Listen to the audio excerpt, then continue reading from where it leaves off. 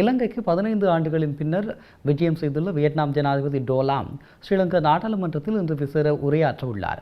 அதே நேரம் வியட்நாம் ஜனாதிபதி பல்வேறு நிகழ்வுகளிலும் கலந்து கொள்ள உள்ளார்.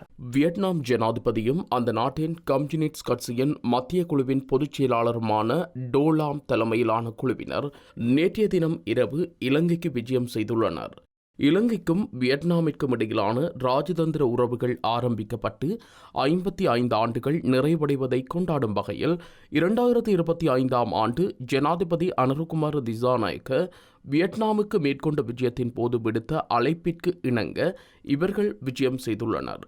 வியட்நாமின் வலுவான அரசியல் மற்றும் பொருளாதார போக்கை இனங்கண்டு இரு நாடுகளுக்கும் இடையிலான ஒத்துழைப்பை மேம்படுத்தவும், இலங்கையின் கைத்தொழில் மயமாக்கல் செயல்முறை மற்றும் வெளிநாட்டு சந்தைகளை வெற்றி கொள்வதற்கும் வியட்நாம் ஜனாதிபதியின் இந்த விஜயம் ஒரு முக்கியத்துவம் வாய்ந்ததாக கருதப்படுகிறது.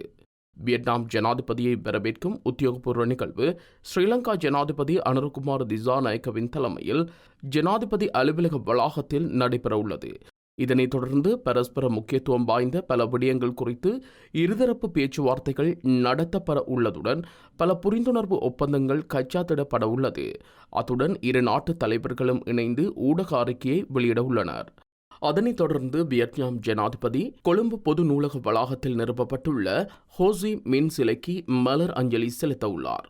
இதேவேளை கொழும்பு பொது நூலகத்தில் அமைந்துள்ள வியட்நாம் ஹோசி மின் வலயத்தில் உள்ள வரலாற்று சிறப்புமிக்க புகைப்பட தொகுதியையும் பார்வையிட உள்ளார்.